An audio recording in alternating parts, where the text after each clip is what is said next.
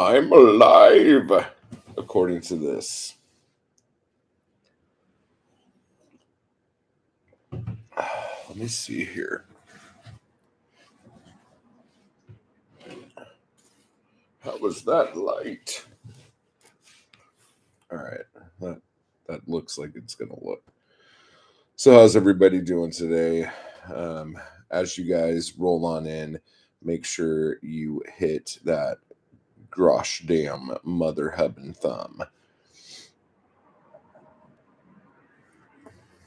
Oh lordy. Oh lordy.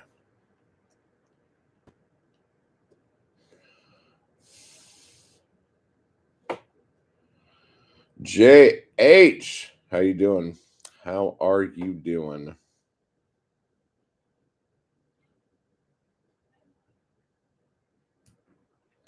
Where are you? Like, where am I in my place, or where am I geographically on the planet? If you're asking where I am in my place, I'm in my kitchen. Have you not ever seen me in my kitchen before? I do stuff here every once in a while when I want a bigger table. My desk has so much fucking shit on it right now. I've been making chapbooks and like a douchebag when I was trying to get rid of books. I ended up buying like another like 8 books, and so so yo bunny, how you doing? Hit that thumb.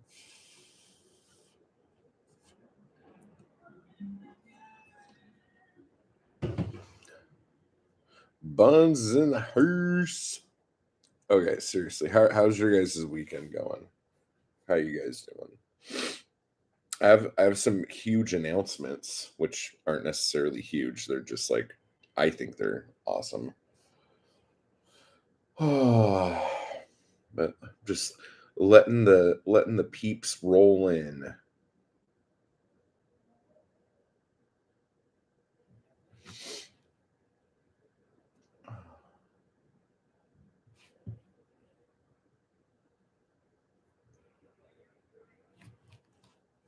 It has been a morning. I have been editing videos for this week.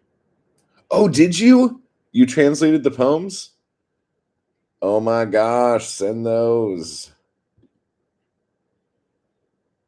So Jay's translated my poems. Bunny is being a lazy ass. Al, how's it going, man? Caitlin can only be here for a bit, but hello, Caitlin, and thank you for being here for a bit.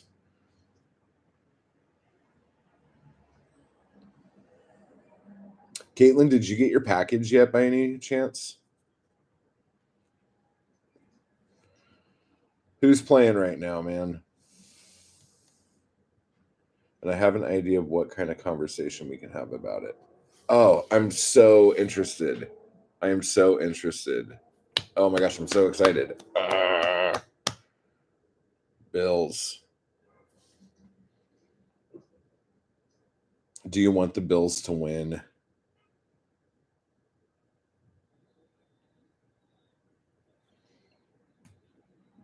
Hey, I'm going to just be honest right now. I only want the Bills to win if they're going to actually win the Super Bowl. If they're going to pull what they used to pull, like, I'm not interested.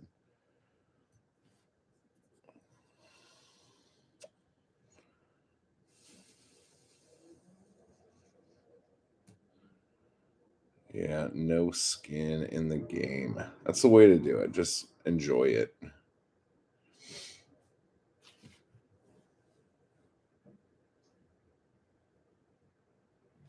Uh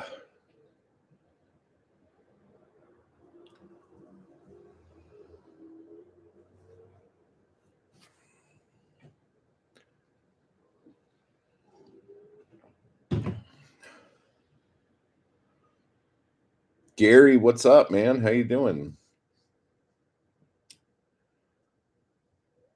Yeah, college football. Hey, who won the Rose Bowl? This is like 2 weeks ago. Like I should have known this. Yes, you just got it. Okay, cool. Just I wanted to make sure that got there.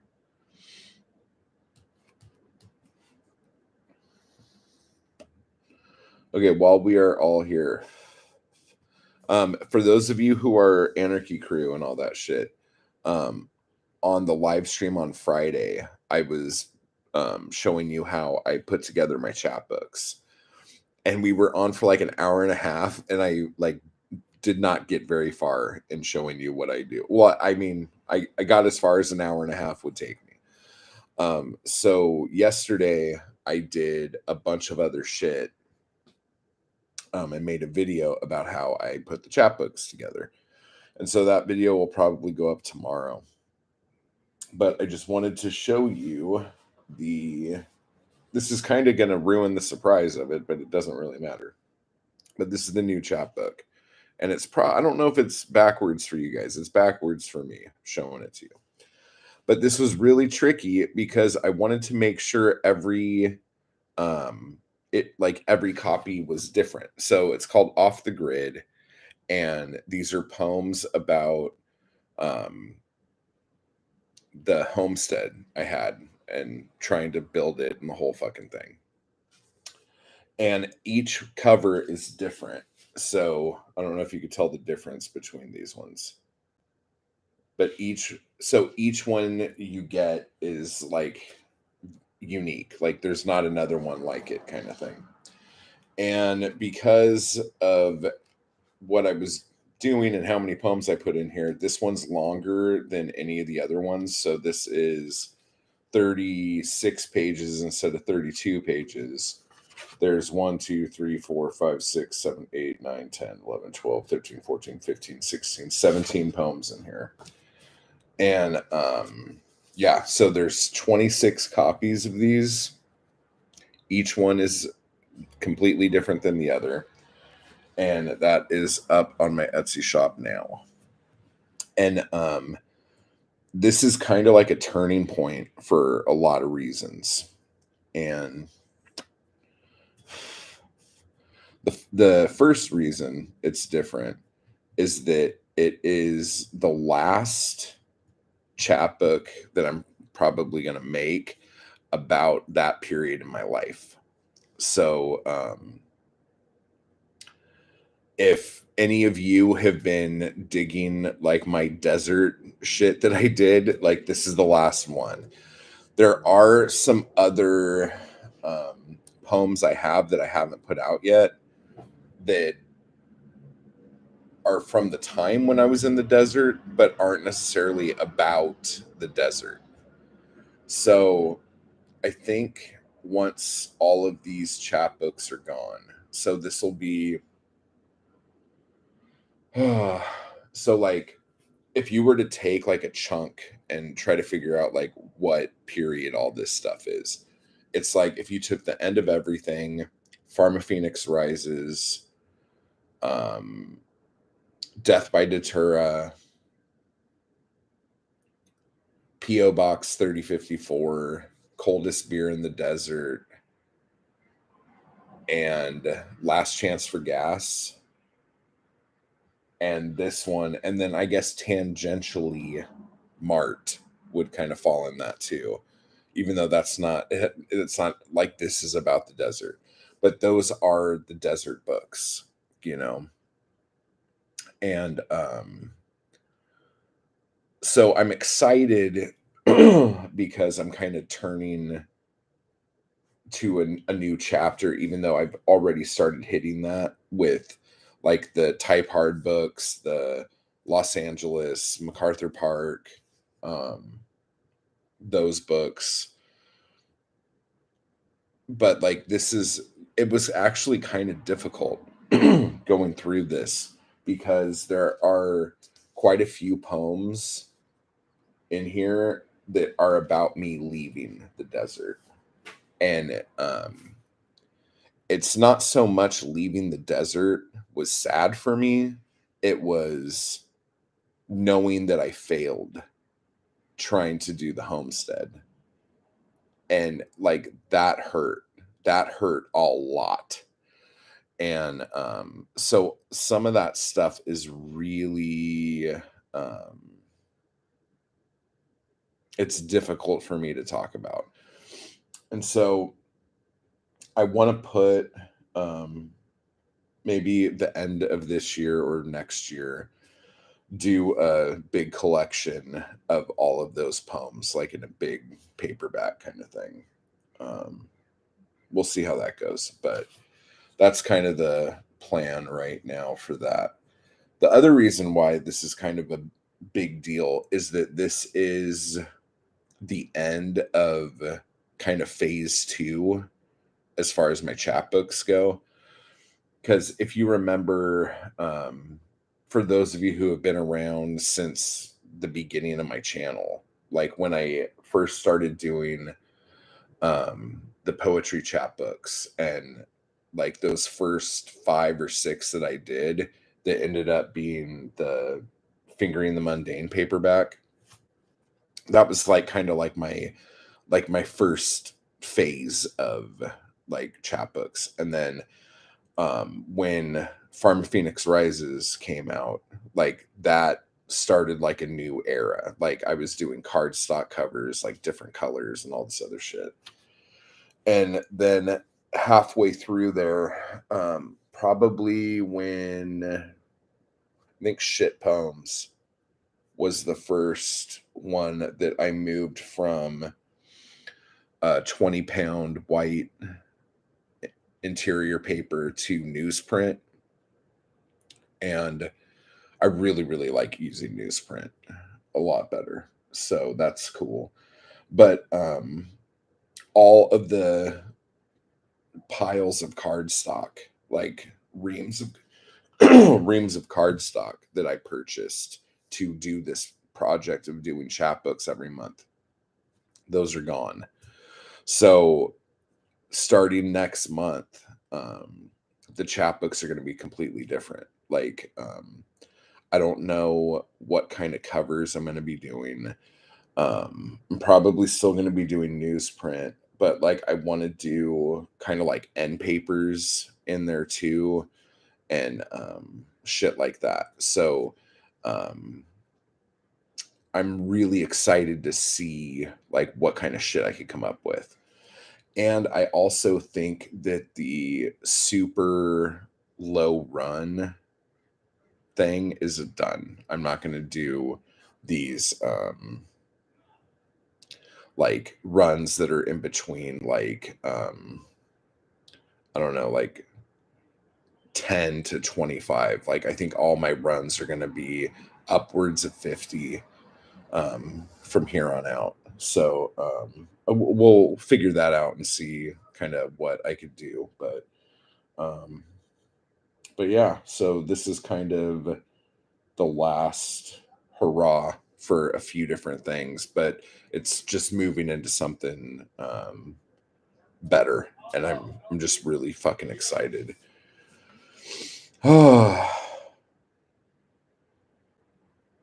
Let's see. You guys say it looks great. Cool. So cool. I'm just getting to know you, man. I have no idea about these desert poems. Oh yeah, dude. Like, in case you didn't know, for about 2.5 years, I lived out in the desert, completely in the middle of nowhere. And I lived in a trailer while I was trying to build earth bag homes, like earth bag pods on the property. And I was living completely on solar, um, transported water, the whole thing, and trying to just be like self-sustaining and the whole thing. But the desert is a bitch, and it wants you dead, and it will do anything it can do to destroy everything you own. So the summers were getting so hot. The last summer we were there, it was over 100 for 3 months in a row, and it got up to like 120, 122, and then inside the trailer it was like 10 degrees hotter. And I think like part of my brain fried. Like, I honestly think like I suffered some kind of damage while I was there. But and everything I fucking tried to grow, the fucking wood rats and the kangaroo rats and the ground squirrels and the birds, like they just fucking ate everything. And no matter what I did, they found out a way to get in there. And I mean, there's tons of poems like this in here, but like every morning, it was like I woke up and went outside to see everything I planted that was looking good the day before dead, and fishing giant dead bloated rats out of fucking my compost and my like just buckets. Like if I had a bucket of water or something, or the pool or whatever, we had a little like 10-foot above ground pool, just so we didn't die. But there was always like every morning it was like, let's clean up the corpses and go on about our day kind of thing. So yeah, I still have the property. I don't know what I'm going to do with it. Hey Diana, yeah, you remember those. um Phoenix for 20 years did something to my brain, man. Seriously, like being in ridiculous heat with no like I don't know, like, and it's so weird because like you're in the heat, everything's fine. It's just like, oh, it's a hot day. I like this. This ain't bad, But if you don't have the things to help you not die, like one day, all of a sudden, you're like, it's like a light bulb goes on, and you're like, oh my god, like part of my brain just died a little bit. Like exactly when it happens almost, and it just goes like, it's almost like you could hear the fizzle. It's like, and you're like, oh shit, part of my noodle is dead. It's terrifying, dude. um I've been threatening to move to LA. Yeah, you told me something like that a few days ago, bro.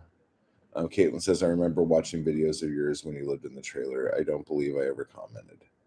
I think you did. I think you did. um as long as you have meat and rabbits. Oh dude, I've never ever ever been like a big beer drinker. That experience, dude, I was drinking like a 12 pack or a 15 pack because, Natty Light, you had those 3 extra cans. I was drinking like one of those every day. Easy. Just trying to fucking be drunk enough to not care that I was dying.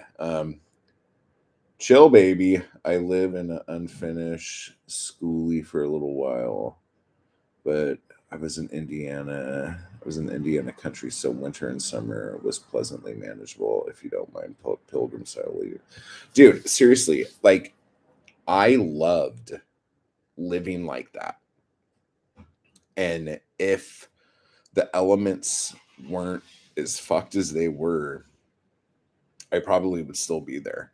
Like I kept missing parts of living in the city, but at the same time, I was just like, why don't I just go to the city for a weekend and like go do stuff or go on tour or do anything, and then just come back. But the thing was being out in the middle of nowhere on 5 acres without having your stuff locked up and not having anything. Because honestly, if somebody wanted to, if like we weren't there, somebody could just come in and be there for like 3 days and no one would ever know. Like it's not like we had neighbors that would like be looking after our place or anything like that. And we didn't have like a fence around it. So if somebody wanted to, like, we had a 2,500 gallon thing for our water.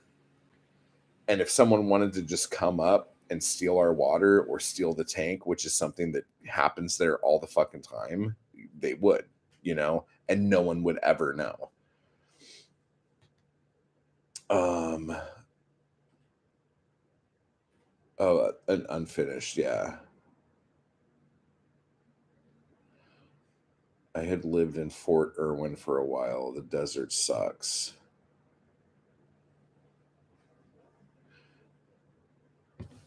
Where was the nearest bodega? When I was living there, it was about 15 miles away. Um, there was a little tiny liquor store, which is what the coldest beer in the desert chapbook is about. Like just all the interactions I had there. And then Last Chance for Gas is about the gas station that was like 17 miles down the road. Because it was like we were, how far off the highway were we? Like we were up a dirt road and then off the highway, and then you get on the highway and then like 15 miles down the highway kind of thing. I have meat but no rabbits. It wasn't a city. I'm trying to think. Joshua Tree was fairly close. Joshua Tree was about 45 minutes from where I was. Um, that's usually what people know. Landers is probably the closest actual city, and that was about 25 minutes from where. No, no, it wasn't near the border. Like the border was still about 2 hours away.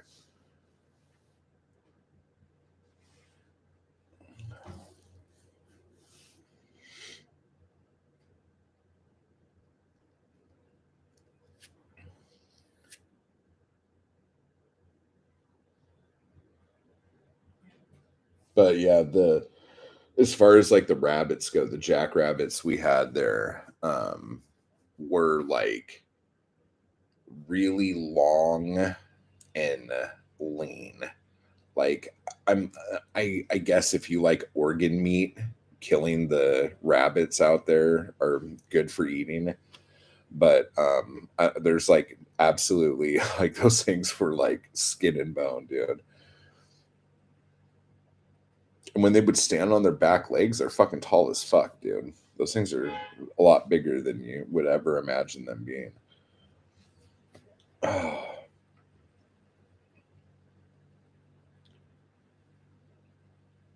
But anyway, so with all that said, it's been kind of an emotional couple days, like knowing that like this chapter um, is kind of closed for me. Like, not it's not closed for me, but it's just like um, it's just like I'm moving to the next stage, you know. And it's funny too because I was reading since this is something people ask kind of a lot. I was reading through a lot of those poems and just going like if I wrote those now, I would have written them so different. I would have really gutted the fuck out of them, you know. And I try not to fuck with shit that I wrote a long time ago because that's like the journey, you know?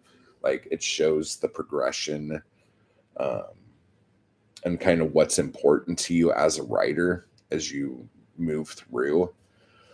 So, but I was just looking at it and I'm like, wow, like because like my whole thing with poetry is less is more, less is more, less is more. Like say as much as you can with as few words possible. And I feel like I'm because a lot of these poems are like from 2020 and 2021. So it's a, a bit there. And I don't know, like I feel like I'm so much farther along than I was. Yeats rewrote his entire life. Yeah, good for Yeats. I'm super fucking happy that he was never happy with his work, so he kept rewriting all the shit that he wrote. I would rather just write something new. Um, but yeah, so like and then we get into the whole revision argument and all this other shit, and it's just like, I'm so bored. And that's another thing too, like fucking like this is like one of my favorite poets is this guy named Doug Blazik, and he wrote that book Skull Juices, which I think is like one of the greatest fucking poetry books ever. And I haven't really met anyone who digs him.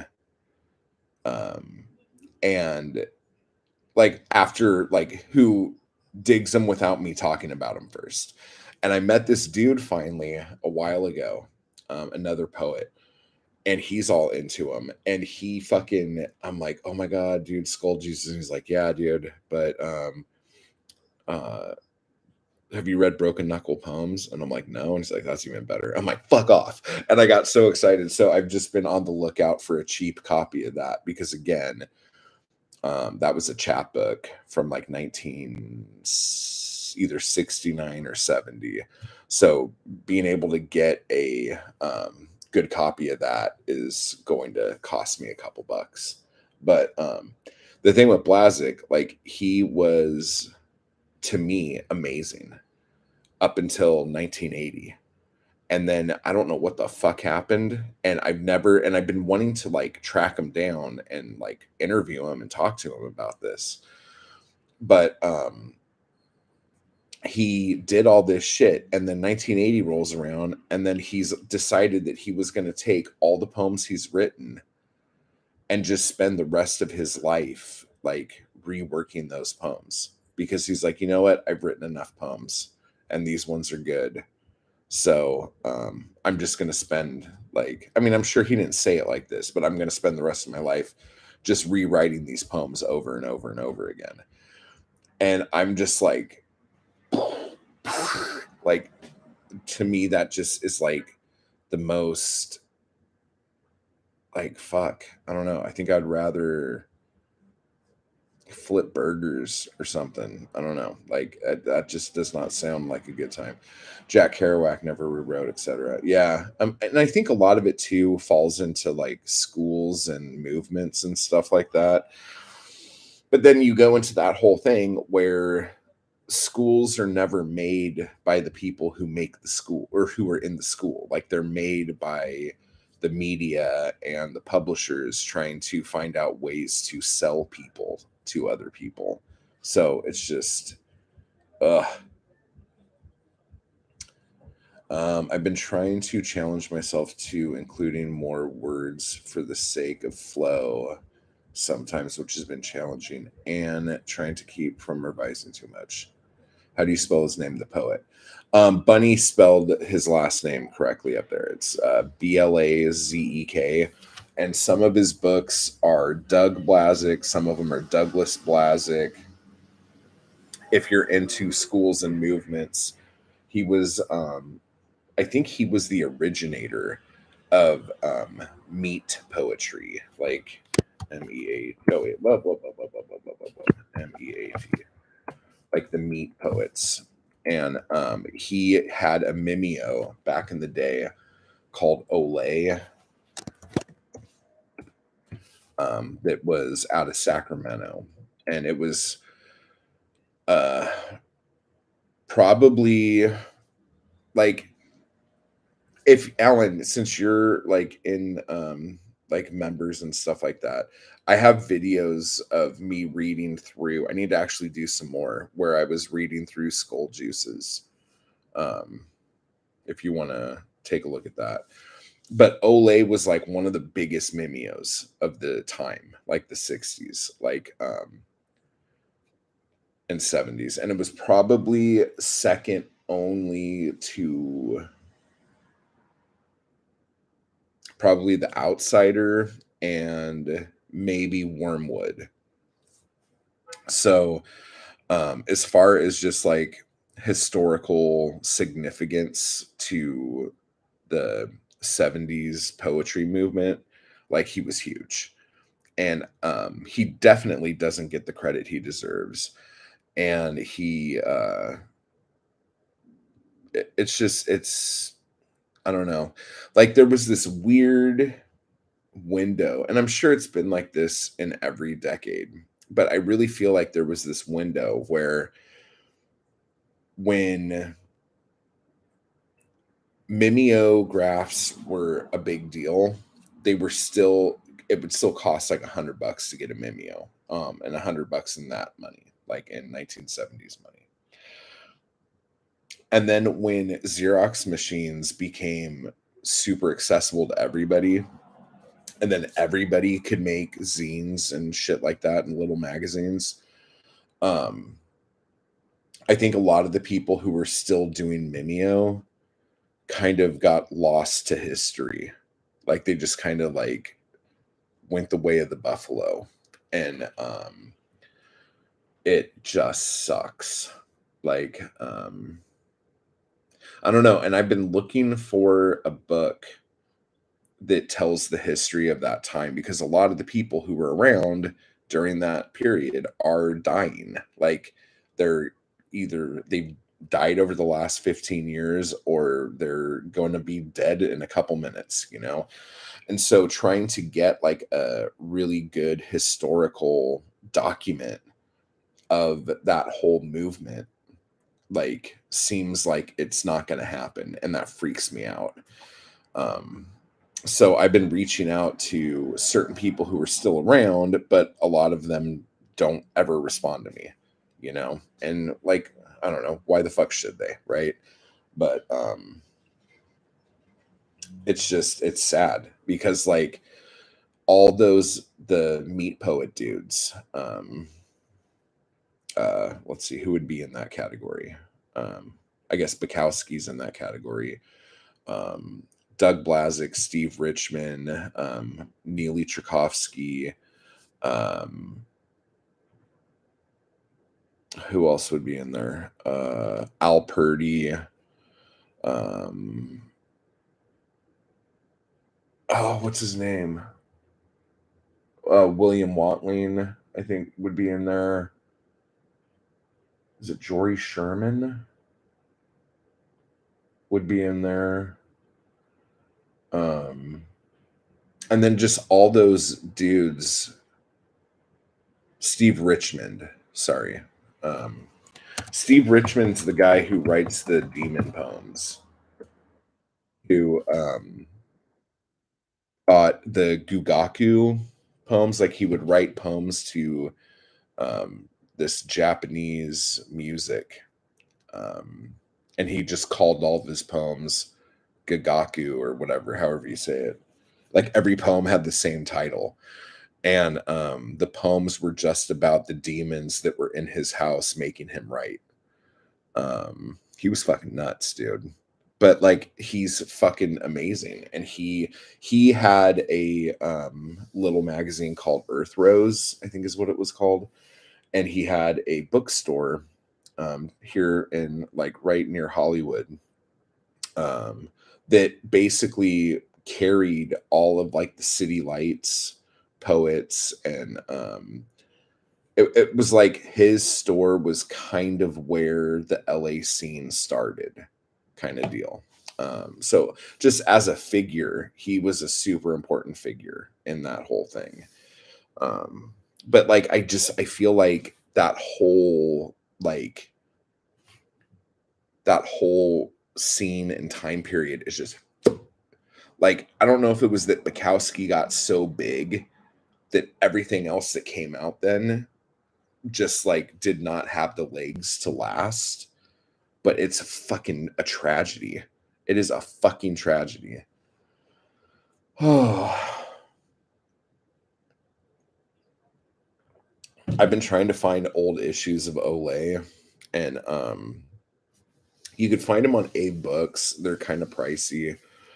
But I've been going to like all the like used bookstores and like weird kind of like collector shops and antique places around here, and nobody knows what the fuck I'm talking about. And it's just like, dude, just fucking Wikipedia it and pretend. Humor me.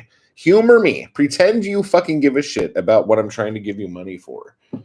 Um, but yeah, so I think I'm gonna do some more stuff about that. But here's the thing.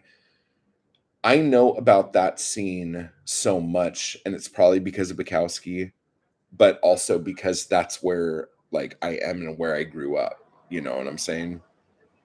So that scene is really important to me, and especially since that scene reached its zenith right around the time I was born. You know, so it's like I feel like this weird, stupid kinship to it, which I probably shouldn't feel, but I do. But all over the country, there's probably all sorts of like, there was probably like a huge, like, Boston scene in the 70s and 80s that I know nothing about. There was probably a huge fucking Winnipeg scene that I know nothing about. That motherfuckers were putting out great little magazines, and there was like a super awesome community cultivated there. You know, there's probably little pockets like this all over the world every decade, and no one would ever know because there is no fucking documentation. And I honestly think it's this weird period right before the internet and then right after the internet where right when everything started being digitized, people said like, okay, well, what's the most important thing to digitize? What should we digitize? Ooh! And so there was like this mad rush to digitize everything they possibly could. And then because like everyone was trying to digitize everything that they thought was important, there were probably a lot of things that fell through the cracks. So there's a part of me that thinks the 20 years before the internet was probably more not represented once digitization came in, because all the people from that period are like, well, it's not like we're going to forget about this stuff. Yeah, but you're going to fucking die and not tell anybody. So, yes, you are going to forget about this stuff, you motherfucker. So, I feel like a lot of people did a lot of stuff for periods prior to like the late 60s, 70s, and 80s when it comes to underground poetry. Like most underground poetry that you find or hear about or anything like that is usually like before the mid 60s, like I don't know, in between World War II and the mid 60s. Like that's most of the underground poetry you're going to find, and it's only going to be from like New York, San Francisco, and maybe somewhere in the UK. Like, and you're that's it. You're fucked. And I fucking hate that. That like, I don't want to say it keeps me up at night, but it does. Like I'll be sitting here at like 3 o'clock in the morning, raging, pissed that there's this big like void where documentation should have taken place. It drives me fucking crazy. Wow, I just fucking went. I went a little crazy there, guys. Oh, wow, that was a fucking fun little jaunt down memory lane. Ugh. Anyway, so other stuff is going on too, I'm sure. Let me see here. Oh yeah, Garage Poets Friday. I'm the featured poet dude guy. And you guys, if you want to read your poetry, get there early and sign up so you can read. I think you get 2 poems or 3 minutes or 5 minutes. I don't remember. I don't want to give the wrong information. It's there. Yeah, it's going to be fun. I hope. I hope. Oh yeah, but back to Douglas Blazek. When he started rewriting all of his stuff, it I didn't know that's what he did. I got one of his newer books, and it was so fucking vague, and like I just like his early shit was so crisp and clear, but still like metaphor laden, but like it made sense and you understood what he was trying to say. And then in his newer stuff, it's just like you read every poem and you walk away going, I have no fucking idea what that's about. Like, what the fuck was that? And you're just like, what? And so then I had to like do some research and stuff like that. And then it turns out that like around 1980, he decided he was just going to rewrite all the poems that he already wrote, thought he had written enough. And so I would say anything before 1980 for Blazek is just gold.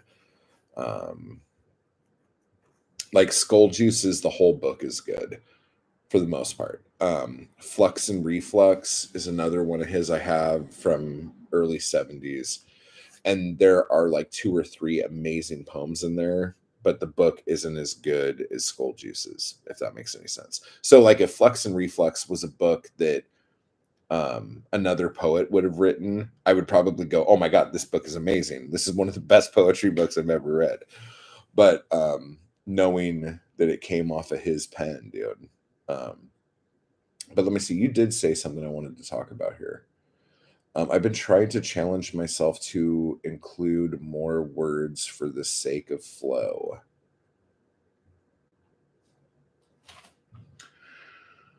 Trying to add more words for the sake of flow. When you do that, is it for flow? Like, or is it like more like a meter thing?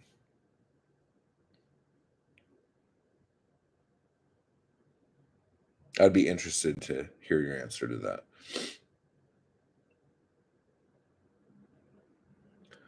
Let me see. What else is I gonna fucking? Oh, Alan, how far are you in Naked Lunch, bro?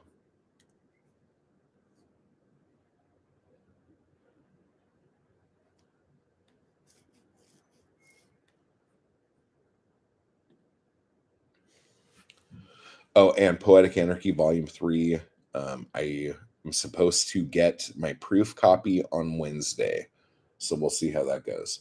If it goes well, the book will be available on Wednesday. Available for purchase.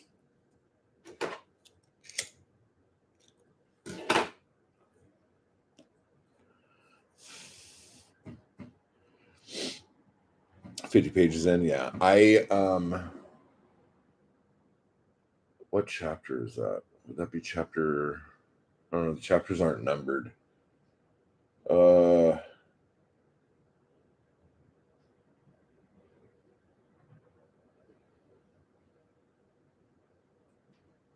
What page is that? I don't know.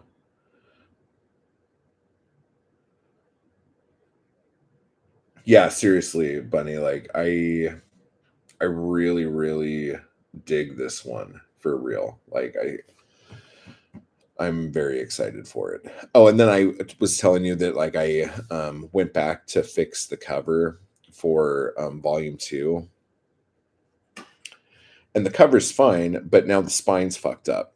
And I've fixed it 2 times.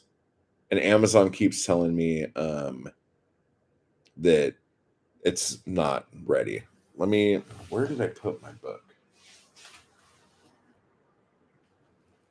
Thought it was right there, but it's not. Where the fuck did I put it? I don't know.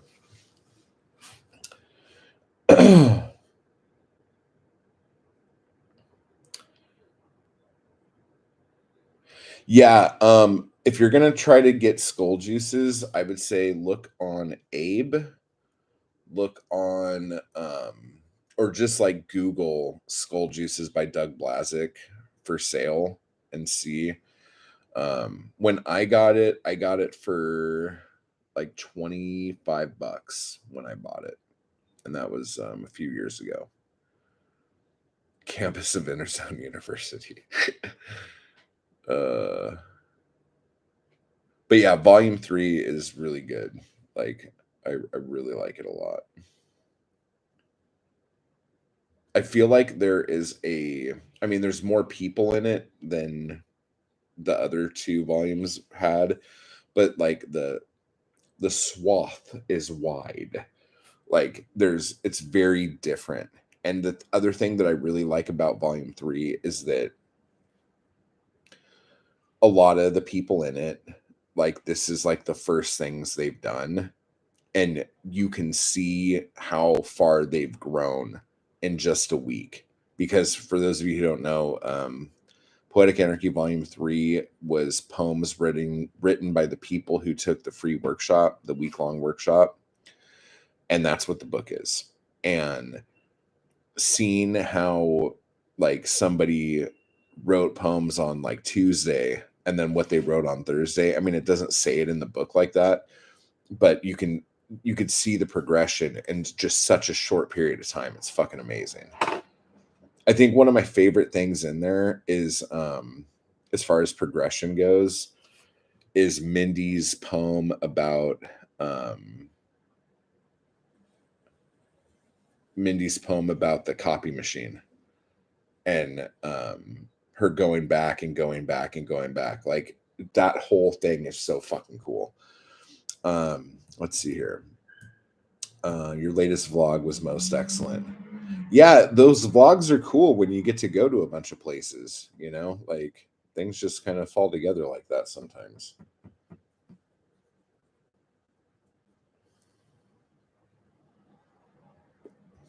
The other thing that I didn't talk about in that video was at Hollywood Forever.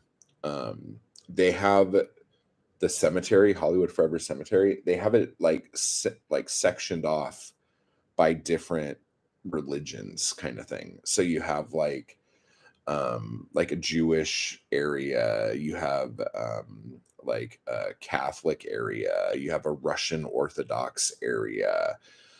You have all of these little areas inside the cemetery for like the different communities in LA.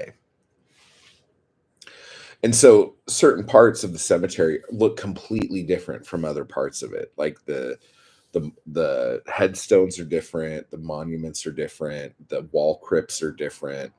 Like it's so fucking cool. And then like I had all the peacocks in there, and that was really fucking cool. But then like you go to another part and there's cats everywhere. Dude, and they have like these like cat boxes and shit for like the cats to live in. And I think because they have this what do you call it? Like a coop for the peacocks. And so I'm assuming that the people at the cemetery have all the cats there to catch the rats and mice that would come in and try to eat all the bird stuff. But like there were just all these weird oh, and then there's the swans and the ducks like on another part of it. It's just like there are just so many weird little things in there, and I wanted to get all that, but there was a fucking funeral going on, and then I got stuck in the what do you call it, the not the parade, but the how come I can't think of this, all the cars from the funeral, like, and they were driving the casket from one part to the other part and then carrying the casket from the wake. Yeah, like whatever it is. Like I was like I turned wrong and I'm in the fucking thing and I'm in between all these cars that are trying to fucking go to a damn thing, and I'm like taking pictures of fucking birds and shit, the procession, yeah, whatever. And I was just like, I think I fucked up. And when I was taking pictures of the peacocks, I didn't realize it, but I'm like yelling and like going, "Oh my god, this is so cool," and all this shit. And I turned and I'm like, "Oh my god, they're having the service right now." Like you could hear the guy giving the eulogy and all this stuff at this thing, and I'm like fucking yelling about fucking peacocks. I'm just like, you stupid piece of shit. Have some fucking respect. Yeah. So that was funny. But the Griffith Observatory that night was so packed because since COVID, the observatory was only open Saturday and Sunday night. And they just opened it back up like throughout the week. And I honestly didn't think there would be fucking anybody there. Like I thought it would be dead as fuck. And that place was fucking packed. I've been to the observatory so many times, and I've never seen that many people there. And I was just like, this is fucking stupid. So that didn't last very long.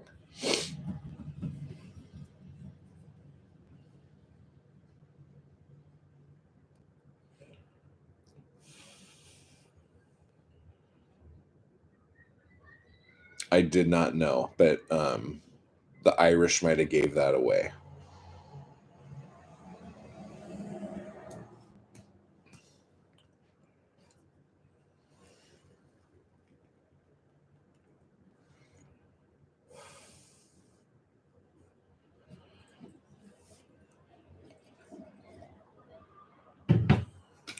What else? Is there anything else I wanted to hit with you guys before I skedaddled?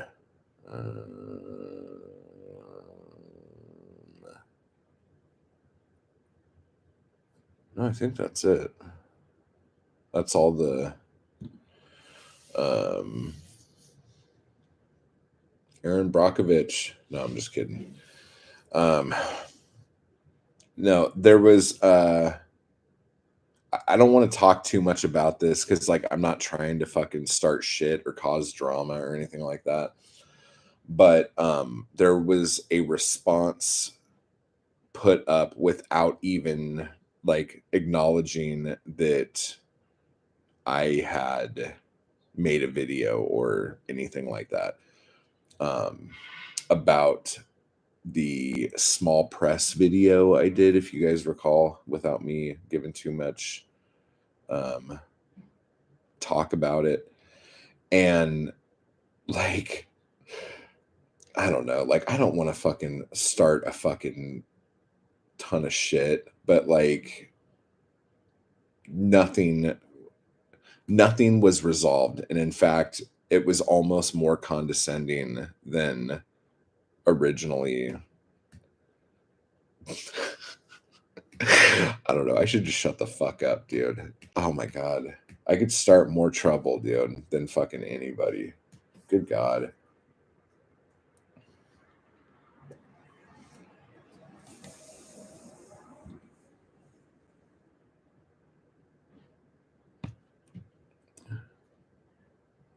Yeah. So anyway, there was a part of me. I had just watched it before I started this stream, and I was like, do I do anything? Do I open my fucking mouth at all? But I don't know. Like some people are just gonna be some people, dude. Dude, you've been listening to too much Bonnie Raitt, bro.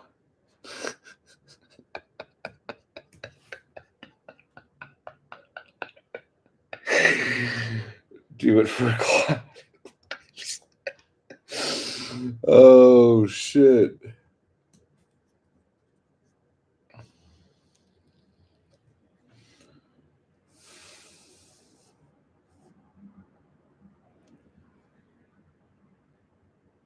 I don't know. But just so you, in case you guys were wondering about it, the Kickstarter, because that ended up a question. The actual Kickstarter that they're doing, they're gonna wait until they have more stuff to show on the Kickstarter, and that's a really good reason to hold it off. So, like, I have no problems with that at all. Oh, did you? That's cool.